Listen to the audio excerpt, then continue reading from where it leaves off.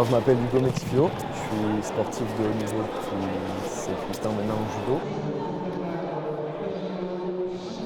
Alors quand j'étais petit, j'étais, d'après les dires de mes parents, très excité, quoi, un peu hyperactif, je bougeais dans tous les sens, c'est vrai que j'avais toujours un ballon dans les pieds. Mais du coup en fait il fallait me trouver un sport et du coup le judo en fait c'était vraiment à côté de chez moi, c'était à 500 mètres, puis j'avais des collègues qui y étaient.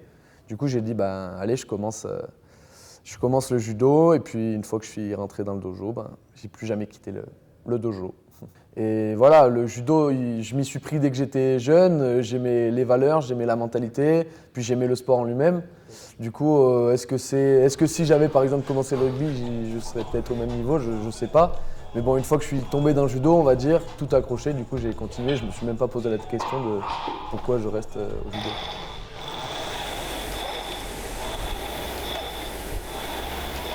J'ai commencé la compétition, j'ai commencé le judo vers 3 ans et demi, 4 ans. Puis mes premières compétitions, j'ai dû les faire à peut-être 7-8 ans, quelque chose comme ça. Et en minime, en fait, j'étais un très bon minime sur la région. Je gagnais quasiment tout sur la région. Et en fait, on avait notre plus grosse compétition, c'était les interrégionales, ouais, les zones, ce qu'on appelait. Et j'ai fait 2 fois ces zones-là. Et 2 fois, j'étais attendu quand même sur une médaille. Et j'ai pas fait la médaille. Et donc, ça m'a quand même mis un grand coup. Mais bon, à l'époque, là, je sais pas, je dois avoir entre 10 et 12 ans, quelque chose comme ça. Et du coup, on arrive en cadet, et là, tout le monde te dit, voilà, le cadet, c'est le monde des grands maintenant, c'est compliqué et tout. Et du coup, dès ma première année, je me qualifie au championnat de France. Donc, j'arrive à me qualifier, et donc, à ce moment-là, il y a le recruteur du pôle espoir de Grenoble, donc j'étais cadet 1, donc j'avais 13 ans, qui me dit, écoute, viens passer les tests à Grenoble, et si c'est convaincant, tu seras pris au pôle espoir à Grenoble, donc en seconde, et puis on voit ce qu'on peut faire. Et du coup, je rentre en pôle espoir à Grenoble, donc septembre, je ne saurais même plus dire l'année, mais en septembre, je commence le pôle espoir. Et en fait, plein d'espoir, vraiment. Je m'attendais à direct faire plein de médailles, tout ça. Et puis donc, j'étais cadet 2 à l'époque. Cadet, c'est en 3 ans, donc j'étais encore au milieu de cadet. Et puis, je pensais que comme j'allais m'entraîner plus et tout, déjà que j'avais un bon niveau, je pensais que j'allais tout éclater. Et en fait, donc nous, on a des labellas, c'est les plus gros tournois les plus gros tournois en France. Et en fait, mes 2 premiers labellas, mais je perds totalement, au premier tour et deuxième tour, un truc comme ça, et j'étais à moins de 66 kilos à l'époque, et je faisais des régimes. Et en fait, je me suis quand même qualifié au tournoi de France. En gros, il y a 2 énormes tournois en France, c'est le tournoi de France et le championnat de France. C'est ce qui est attendu et c'est ce qui va servir de sélection à l'équipe de France. Et après, tu as les labellas pour se juger. Et marre des régimes, en 66, je dis, écoute, je suis qualifié au tournoi de France, je fais ce tournoi-là, en 66, si ça passe pas, j'arrête, je monte en 73 et puis on voit. Et du coup, je suis arrivé là-bas, mais complètement libéré, parce que du coup, j'avais plus rien à perdre. Et je fais 3e, c'était à Cannes. Du coup, j'ai été repéré, et la même année, donc 2 mois plus tard, je fais 2e au championnat de France, vice-champion de France. Donc c'était à partir de là que la vraie compétition, on va dire, est lancée. C'est à partir de ce moment-là que j'ai commencé à tutoyer un peu le haut niveau. Donc j'ai fait plusieurs médailles en championnat de France, je dois en avoir 6. J'ai fait plusieurs fois champion de France en équipe et en individuel. J'ai des médailles européennes cadets, je me suis classé au championnat du monde junior et j'ai plusieurs médailles en tournois internationaux.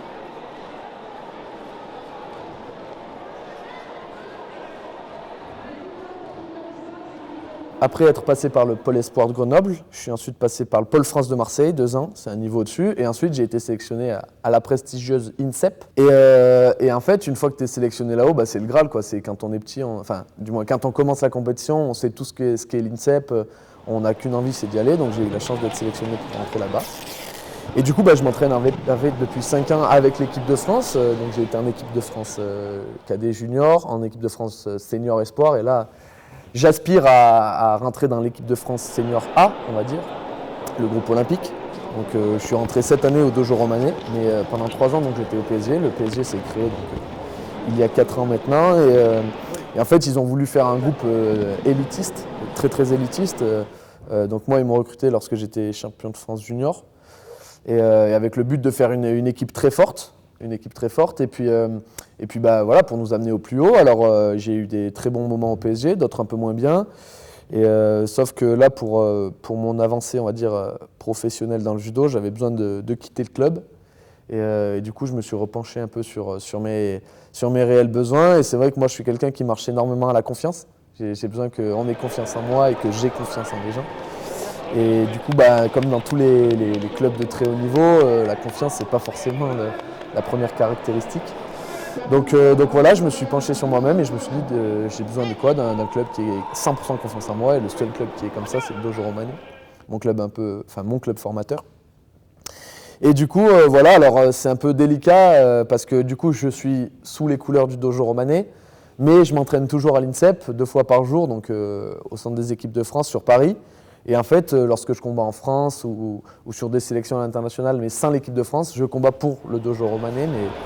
Mais voilà, mais après, je m'entraîne jamais à Romans, je m'entraîne jamais dans la Drôme, enfin très peu à Romans, très peu dans la Drôme. 99% de mon entraînement se fait à Paris.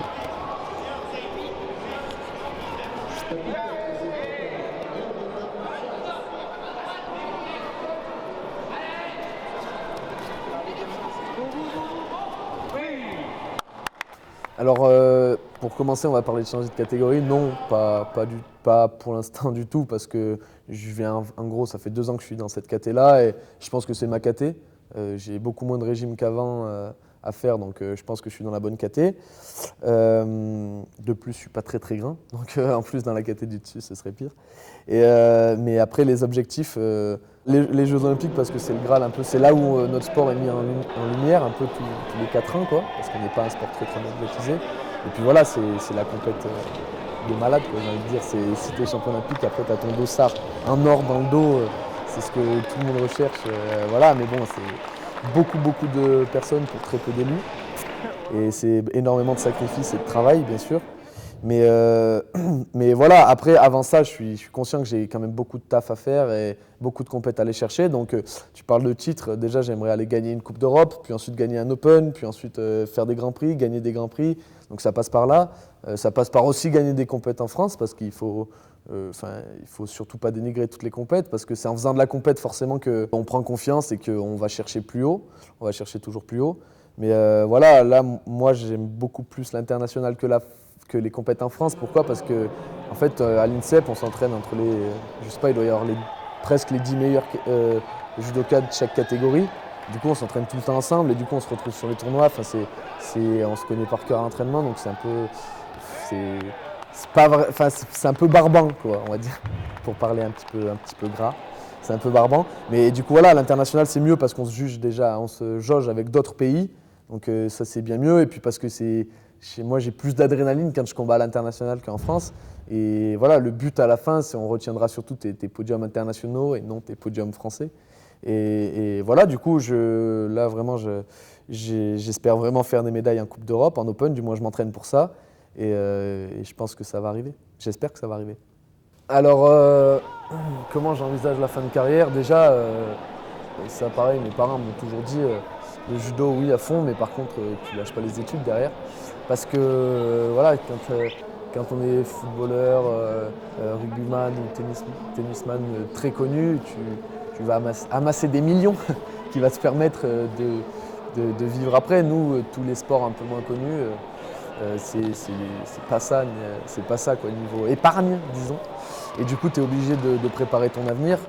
Et je pense qu'en plus de ça, moi, je pense que j'en ai besoin. J'ai besoin d'un équilibre un peu court et aussi beaucoup judo parce que voilà, je sais que mes premières années à l'INSEP, je misais tout sur le judo. Je faisais que ça. À 18 ans, j'avais que pour le tatami. Et sauf qu'en fait, tu te rends compte que si à un moment donné, ça va pas trop bien sur le tapis, t'as que ça et du coup, t'es un peu au fond du trou. Du coup, maintenant, je me rends compte que j'ai vraiment besoin de ça, un peu de cet équilibre. Ça me permet d'être et mieux sur le tapis et mieux en cours. À quel âge je vais vraiment finir, je sais pas. Là, ce qui est sûr, c'est que jusqu'à 2024, je me pose aucune question. Et puis à septembre 2024, là, je commencerai à dire voilà, où est-ce que j'en suis? Est-ce que je continue jusqu'à 2028? Est-ce que on a fait un beau chemin et peut-être que une autre page s'ouvre? Je ne sais pas trop. Mais ce qui est sûr, c'est que pour l'instant, j'ai Dieu que pour le judo, on va dire, dans une carrière à court terme, mais je prépare quand même.